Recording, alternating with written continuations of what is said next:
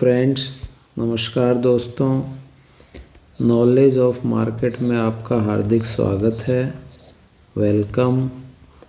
तो दोस्तों, आज हम बात करेंगे हमारे नेचुरल गैस के बारे में। जो दोस्तों नेचुरल गैस है उसके हम बारे में बात करेंगे। Natural gas. अब दोस्तों, नेचुरल जो गैस है उस नेचुरल गैस में क्या क्या फिनोमिना है। 7 नवंबर 2025 का यह चार्ट है। 15 मिनट का चार्ट है। कितने मिनट का चार्ट है दोस्तों? 15 मिनट का। नेचुरल गैस जो ओपन हुआ था दोस्तों लगभग 384.3 के लगभग, और ये ऊपर गया। इसके बाद में लगभग नेचुरल गैस 11 बजे तक कांस्टेंट रहा।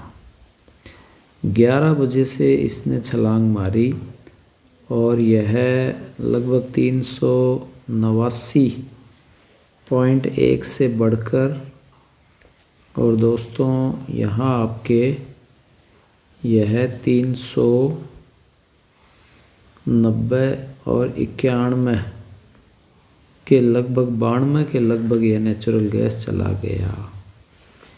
ठीक है, यानी लगभग 3 पॉइंट की यहाँ हमको रैली मिली। फिर उसके बाद में दोस्तों हम देख रहे हैं कि यहाँ से यह कांस्टेंट होते हुए, कोई ज़्यादा मूवमेंट नहीं होते हुए फिर ये डाउन गया। डाउन जाने के बाद में दोस्तों लगभग 2 बजे यह थोड़ा डाउन गया, फिर अप, और फिर डाउन जाने के पश्चात लगातार ही यह 390 से लेकर और 381 तक डाउन ट्रेंड ही बना रहा। इसके अंदर आप देख रहे हो दोस्तों 390, फिर ये 388, फिर ये भी डाउन। एक बार इसने यहाँ यह थोड़ा भ्रमित करने का प्रयास किया, फिर उसके बाद डाउन ट्रेंड डाउन, और फिर ये है थोड़ा सा अप वाला साइन लेते हुए फिर यह फिर से एक डाउन ट्रेंड में चला जाता है। डाउन ट्रेंड में जाने के पश्चात दोस्तों यहाँ आप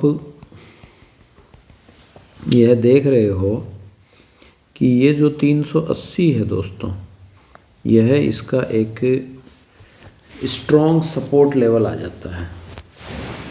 अब यहाँ से लेकर, जैसे आपने 389 के लगभग यदि आप सेल कर लेते हो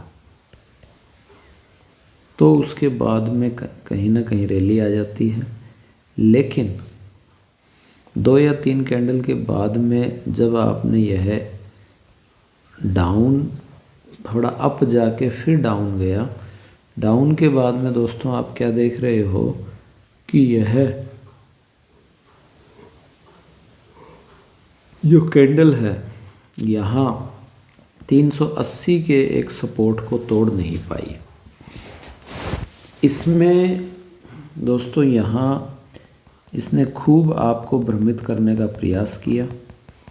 आप देख रहे हो बार बार कि सबसे पहले जब यह कैंडल नीचे की तरफ जाती है, जाने के पश्चात फिर नीचे आपके चली जाती है, यानी कि लगभग 1 पॉइंट नीचे चली गई। फिर उसके बाद में इसने अपसाइड ले लिया।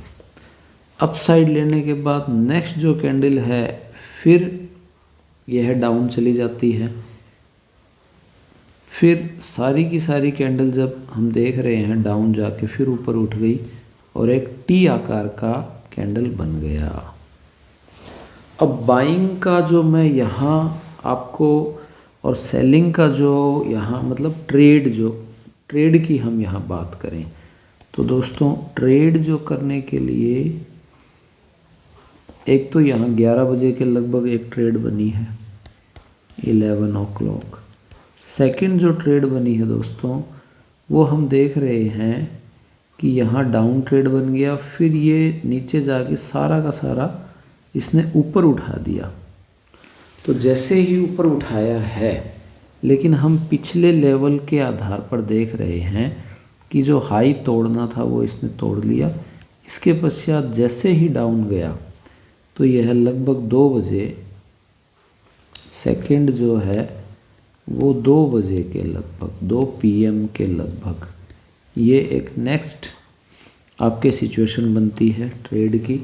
फिर उसके बाद में यह लगातार अप डाउन करते करते यहाँ आप देख रहे हो ये वाली सिचुएशन में, यहाँ आप देख रहे हो दोस्तों, तो यहाँ हमको तीसरी जो सिचुएशन है वो 6, साढ़े छः यानी 6:45 पर यहाँ हमको एक तीसरी सिचुएशन प्राप्त होती है और हमें एक ये टी आकार का प्राप्त होता है।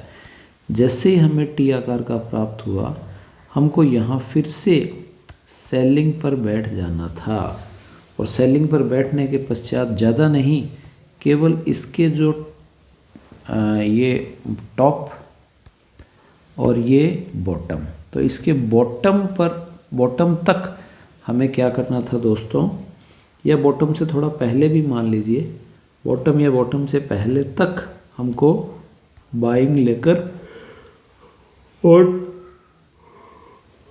निकल जाना था। ये एक ध्यान रखनी है। फिर उसके बाद में दोस्तों हमने क्या देखा, जस्ट अपोजिट टी बन गया। उल्टा टी बनने के बाद में फिर यह सिग्नल इसने क्लियर कर दिया कि अब मैं ऊपर जाऊंगा। मतलब एक सिचुएशन 7, सवा 7, 7:30 बजे। फोर्थ जो सिचुएशन है वो 7:30 PM की फिर से बन जाती है। कहने का अर्थ ये है कि शुरू में हैमर बना, टी बना और फिर रिवर्स हैमर बन गया। ठीक है,